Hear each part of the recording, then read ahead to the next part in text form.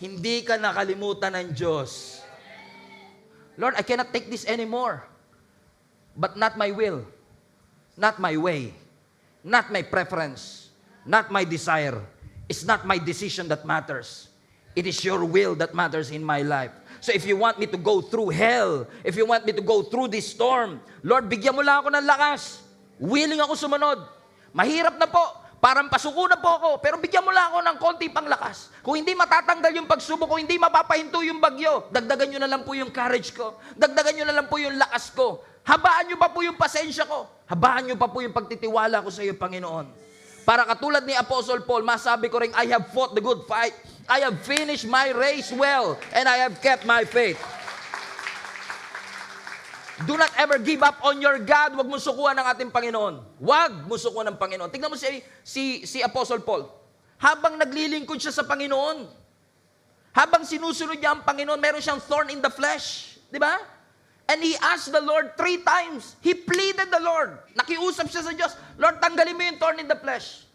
Pero ano sabi ng Bible? Hindi siya pinagbigyan sa kanyang request. Lord, ito na lang inihingi ko. Ginawa ko naman ng lahat. Ba't hindi mo pa matanggal ito? Ginamit ng Lord yung thorn in the flesh para patatagin siya. And the same Apostle Paul na humingi kay Lord at na-deny is the same Apostle Paul na nagsabi, I have fought the good fight. Watch this. I have finished the race. Pero hindi na-give up yung pananampalataya ko. I have kept my faith. Alam niyo kung bakit? Gagamit si Satan, magbadala si Satan ng mga thorn in the flesh, ng mga distraction, ng mga storms in your life, kasi gusto ni Satan, i-abandon mo yung assignment mo. Gusto ni Satan, huminto ka sa paglilingkod. Ang gusto ni Satanas, wasakin mo at sayangin mo yung giftings mo. Gusto niya, iwanan mo yung post mo. But Satan is not as powerful as you think he is. Wala na siyang kapangyarihan. Tinanggalan na ng Lord ng pangilang ating kaaway. Kahit pakaramdam mo, your faith is fading at parang yung doubt mo palakas ng palakas. Together, I want to encourage you.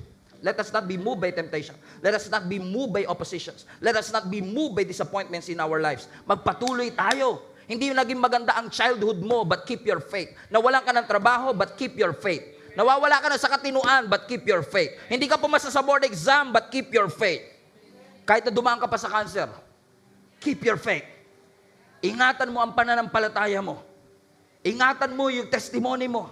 Kasi Satan wants you to quit. Don't ever give him the luxury of seeing you being defeated. You are not supposed to be the victim here.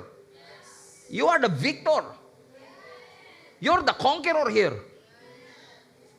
That even when you fall, you will rise again. And I assure you, mga kapatid, if you will press on and continue, you will see His grace unfolding every second, every minute, every moment of your life, and you will realize, never lumubay ang Panginoon sa iyo. He's guiding you, He's leading you, He's picking you up, He's always there